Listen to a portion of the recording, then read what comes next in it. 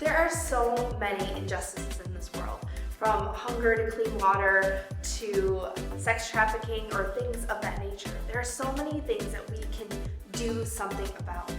And so this series, we're going to be exploring the different things you can jump in and actually do something. So check out this video.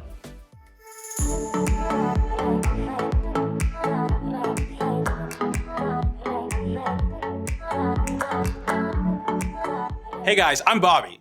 So years ago when I was in 7th grade, I joined the lacrosse team. Now I was in a brand new school, brand new state, brand new community, and I knew that this was the move to make, right? So I joined the lacrosse team and I saw that there was one player named Kyle. All right, now he was the team captain. Now everybody knew him and he got to do everything. I mean everything, from the team chants to taking the last shot of the goal to starting on the team first every single game. He got to do every single thing. Now this was so frustrating. Now it wasn't until 2 or 3 games in when I was on the sidelines and I looked to the left and I saw that Kyle was on the sidelines as well. And it wasn't until Kyle said these exact words. He looked up to the head coach and he said, "Dad, put me in."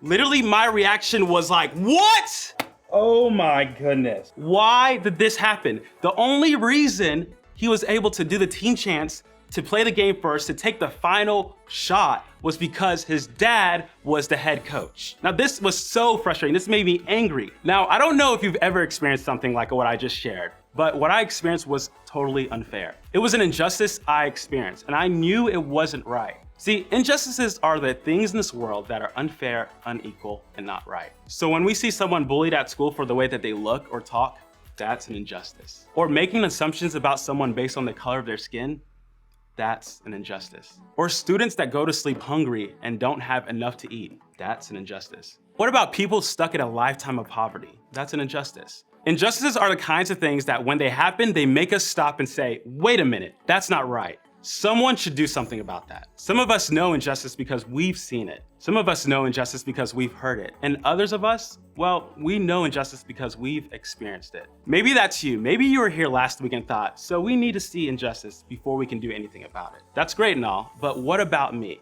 I'm living in the middle of injustice. It's happening to me. What am I supposed to do? Unfortunately, I think that's a question we have to ask. Because for some of us, injustice isn't just something that happens to someone else. It's something that we've experienced before or are experiencing right now. Like, get this, did you know that some schools can't afford to give students laptops to do work while others can? Or that some students can't afford a tutor while some families can? Or did you know that some students' families can't afford clothes, so they have to wear the same clothes for multiple days in a row? Or that some families can't afford for students to play sports or participate in a hobby? Some families are struggling to even pay for bills or provide food for everyone. And some people your age have been taken away from their families and their parents and placed into the care of someone else. There are people just like you have been abused or mistreated or hurt. And some people are made fun of because of the neighborhood that they live in. Like, have you seen people getting bullied in person or on social media? Or have you seen people say awful things to or about others, or judge you or the people you love, or discriminate against each other just because of their race? No matter what the injustice is, if you've seen it or have experienced it, then you know how unfair, how painful, and how hurtful it feels. And you're not alone. So many of us have gone through something that was unfair or not right. And if you haven't, well, then I want to help you understand it. This is a super rare opportunity for you to hear what it feels like to be on the other side of injustice. So I want to challenge you not to check out for the next few minutes. Remember, part of doing something about injustice is learning to see it and listening to those who've experienced it, taking on God's care and compassion for those who've experienced it. To help us do that, let's look at a real experience from a real person who experienced real injustice. Me. Let me tell you a story of what happened in 8th grade.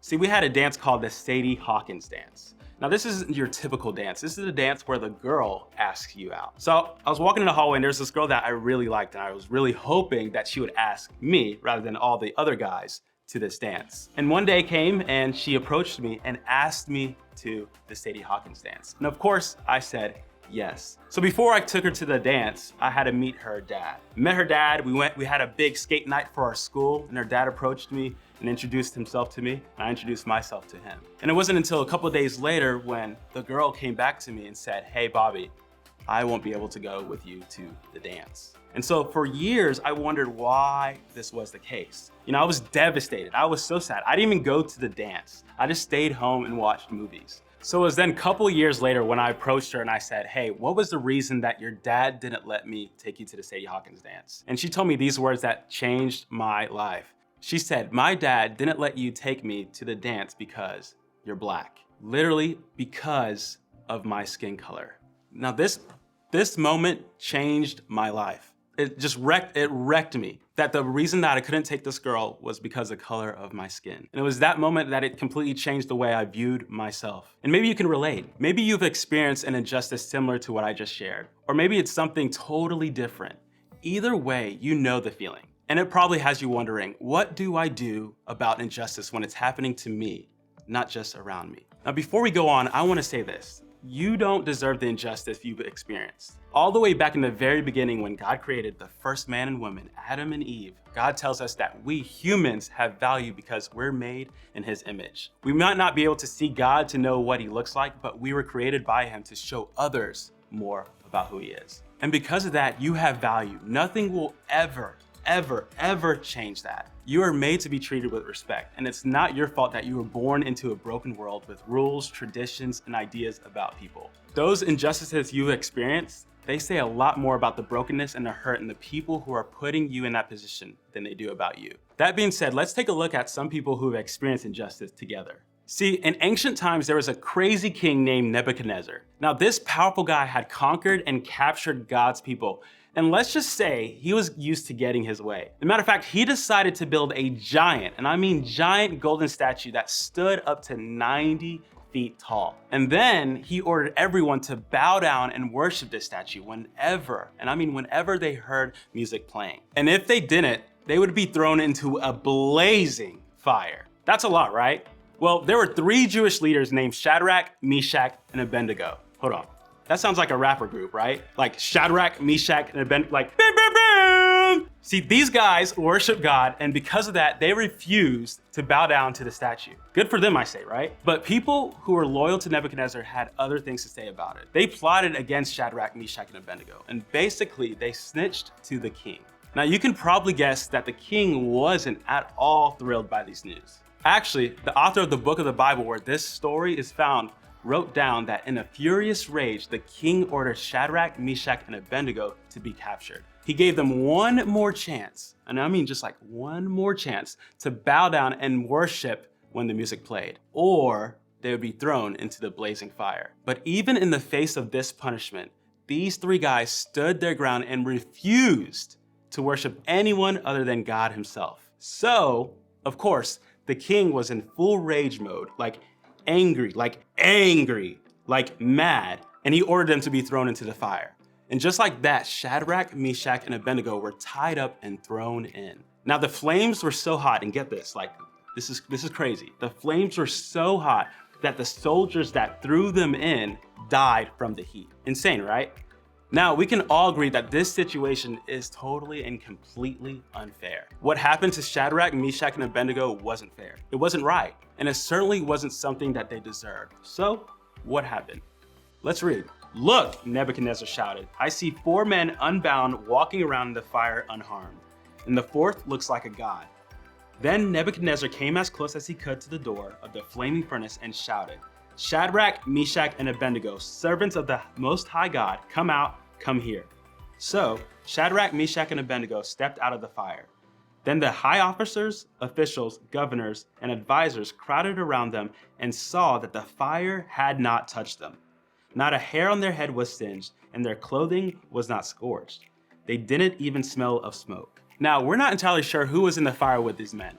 Was it God? Was it Jesus? Was it an angel? Was it someone else?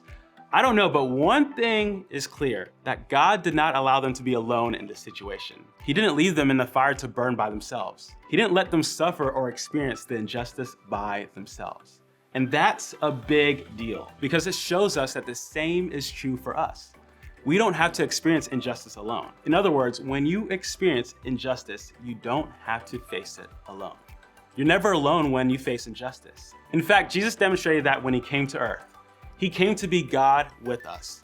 He could have came as a king or a powerful person, but instead, he came to this world as a baby. He came as a person who would experience all the things we experience, including injustice. See, scripture tells us that he understands how we feel when we're treated unfairly, and he stands with us in it. He goes into the fires of injustice right beside us so we don't have to do it alone. When you experience injustice, you don't have to face it alone. I love the story about Shadrach, Meshach, and Abednego because when we take a closer look, every person in it gives us a different view of what injustice may look like. Maybe you totally relate to the three guys in the fire. You've experienced the suffering that goes along with injustice. Maybe you're experiencing it right now. If that's you, I want you to remember a few things. First, know that God is with you. He hears you. He made you in his image, and it means no matter what injustice you're experiencing, you have value, worth, and you're deserving of respect. And God doesn't want you to walk through what you're experiencing alone. Then share what you're experiencing.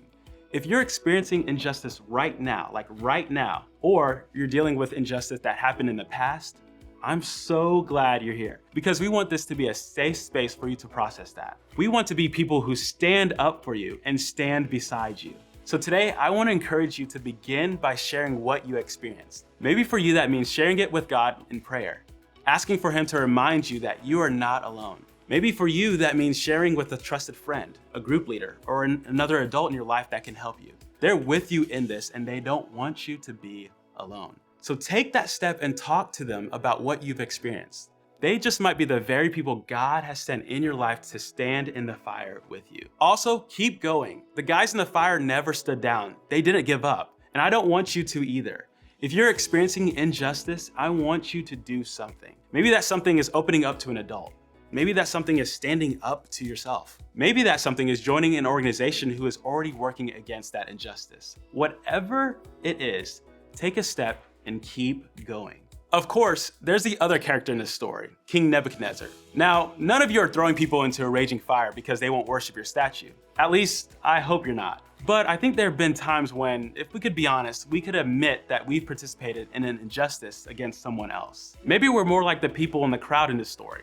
We've stood by and watched as injustice happened to someone else, and we didn't speak up or we didn't speak out. Maybe for you that was laughing along when your buddy made a racist joke, or standing back while somebody got bullied at school, or being the bully, or listening to music that disrespects women, or watching comedians that make fun of other people's cultures, or allowing other people to take blame for your mistakes. How about if you made fun of a girl who couldn't afford new clothes? If that's you, I want you to know this. Just because you've been that person before doesn't mean you have to stay that person now. You can change. Maybe the best step you can take against injustice is making the change to be the person who doesn't contribute to injustice. You can talk to God about that too. You can ask him to help you see the places you've participated in injustice. You can ask him to give you the courage to make it right. And maybe once you find that courage, you can become the person in the crowd who's brave enough to speak up and speak out when someone is about to experience injustice.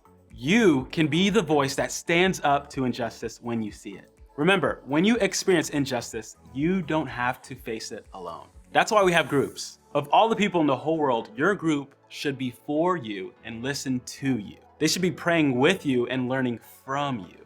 And they should be encouraging you and cheering for you. Listen, this right now has the potential to be one of the most honest, raw, personal, and important group conversations you've ever had. You have the opportunity to see and care about the injustices happening right in front of you within your group. I want everybody to show up to that. If you've experienced injustice, how can you let the group know you need support? If you haven't, or don't often, how can you listen and genuinely care for someone in your group? Maybe the first step is letting your leader be the person for you. Or maybe all that sounds a little too much right now. If that's you, I get it.